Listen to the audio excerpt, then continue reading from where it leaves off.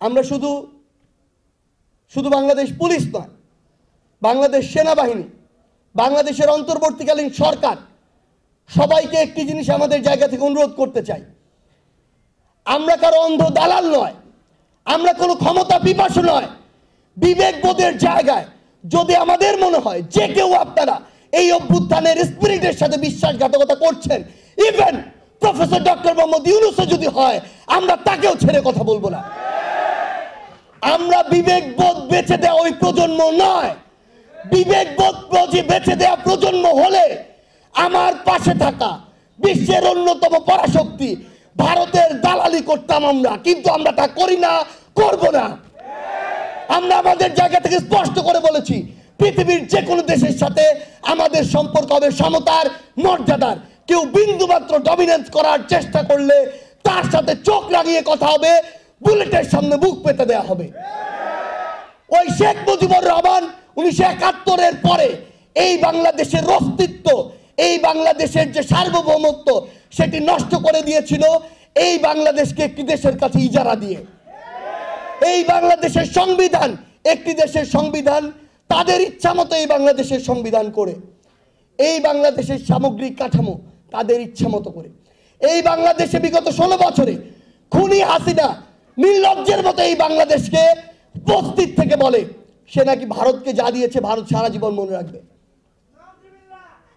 আমরা শুধু ভারতকে একটি জিনিস বলে দিতে চাই, আপনাদের সাথে আমাদের সম্পর্ক কি হবে সেটা আপনারা আপনাদের কাজের মাধ্যমে নির্ধারণ করবেন।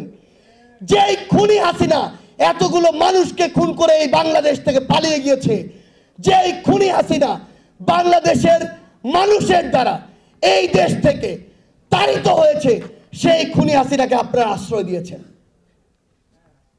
যদি এই বাংলাদেশের সাথে আপনাদের সম্পর্ক স্থাপন করতে চান, খুনি হাসিনাকে বাংলাদেশে ফিরিয়ে দিন।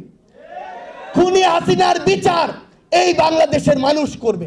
যে ওই 15ই আগস্ট 1975-এ শেখ মুজিবুর রহমান এবং তার পরিবারের হত্যার সাথে জড়িত যারা ছিল, তাদের বিচারের জন্য যদি শেখ মুজিবুর রহমানের ডেড বডি উত্তোলনের প্রয়োজন না হয়, তাহলে এই 24-এর অভ্যুত্থানে খুনি শেখ হাসিনা তার হুকুমে এই বাংলাদেশে যাদেরকে গণহত্যা ঘটিয়েছে, যাদের জীবন নিয়েছে, তাদের বিচারের জন্য কেন তাদের লাশ উত্তোলন করতে হবে?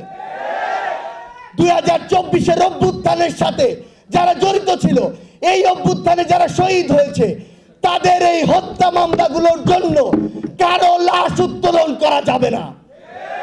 আমরা স্বরাষ্ট্র মন্ত্রণালয়, আমাদের যে বিচারিক প্রক্রিয়ার যে মন্ত্রণালয় রয়েছে, সংশ্লিষ্ট সকল মন্ত্রণালয়কে একটি কথা বলে দিতে চাই, যে ভাই তার জীবন দিয়ে নতুন বাংলাদেশ এনে দিয়েছে, যেই ভাইয়ের জীবনের বিনিময়ে আজকে ওই চেয়ারগুলোতে আপনি বসে রয়েছেন, আমার ওই ক্ষত বিক্ষত বুক নিয়ে যে বাবা মা ভাই বোন যে সহধর্মিণী বেঁচে রয়েছে, তাদের চোখের সামনে, তাদের ক্ষত বিক্ষত ওই কলিজার সামনে আপনারা কোনোদিন 4 মাস পরে তাদের লাশ উত্তোলন করতে পারেন না।